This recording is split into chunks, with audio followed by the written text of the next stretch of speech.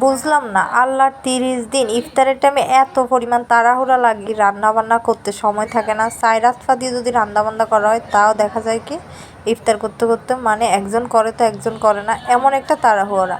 আচ্ছা, এটা কি শুধু আঙ্গ করা হয় না তুঙ্গ করা হয়? অবশ্যই কিন্তু কমেন্টে জানে। তো দেখতে পারতেছে এদিকে আন্টি লাড়াছাড়া দিতেছে, এদিকে আবার ডিম বাজি করতেছে। ডিম মানে ওইতে না ওইতে আবার উল্টে দিছে ডিম। এটা কিন্তু ভালো করে অয়ও না, এগুলো আবার এক হাসাহাসি মজা করতেছে সবাই।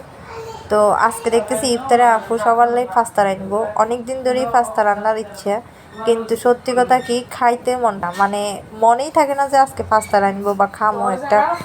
প্রতিদিন আমার এখন মনে করাই দিতে হন, আমি তো নিজেই ভুলে যাই। তো আজকে মনে পড়ছে, তো ভাবলাম পাস্তা করি সবার লাই। পাস্তা রানলে আবার সস টস দিই বেশি করে, যদি মজা করি টমেটো দিয়ে রাঁধে অনেক ভালো লাগে, কিন্তু খাইতেও বেশি মজা লাগে।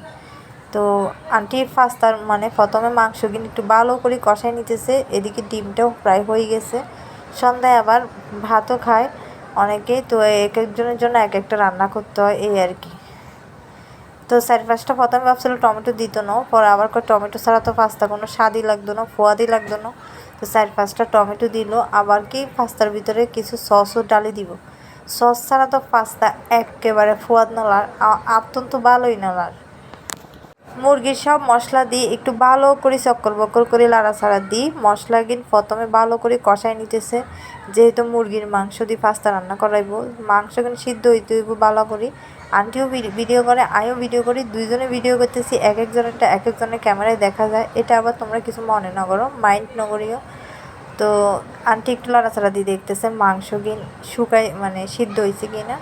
একটু ভালো করে নাড়াচাড়া দিই যেন পিছনে ভিতরে লাগিয়ে যায়। তো এখন দেখতেই পারছো পাস্তাকে দিয়ে দিয়েছে। পাস্তার সাথে কিন্তু আজকে আমরা নুডলসও মিক্স করছি। হুদা পাস্তা হইলে কী হয় মানে ছাড়া ছাড়া হয়, খাইতে কিন্তু তেমন একটা ভালো লাগে না। তো একটু বুদ্ধি করে নুডলস মিক্স করে দিছি যেন একটু ঘন হয়, খাইতেও স্বাদ লাগে, দেখতেও সুন্দর বিষয়টা। তোমরা যারা এমনি খাইছো অবশ্যই কমেন্টে জানাইও কেমন লাগছে আজকের পাস্তাটা। মাশাল্লাহ, এত যে স্বাদ হয়েছে, এত যে স্বাদ হয়েছে। আমি তো ইফতারের পরে 2বার খাই ফেলাইছি অলরেডি। তো ব্যাস একটু ভালো করে নাড়াচাড়া দিয়ে নিতেছে। পাস্তা নামানোর আগে অবশ্যই কিন্তু সস গান দিতে ভুলে যাইও না, এইটা হচ্ছে আসল টেস্ট, আসল মজার জিনিস। সস ছাড়া তো সব কিছুই অসম্পূর্ণ আমি মনে করি। বিশেষ করে ভাজাপুরিতে সস তো অসাধারণ লাগে। আঙ্গ করে ব্যাগে সস খাইতে পছন্দ করে, আত্মন ব্যক্তিগতভাবে অনেক বেশি ভালো লাগে।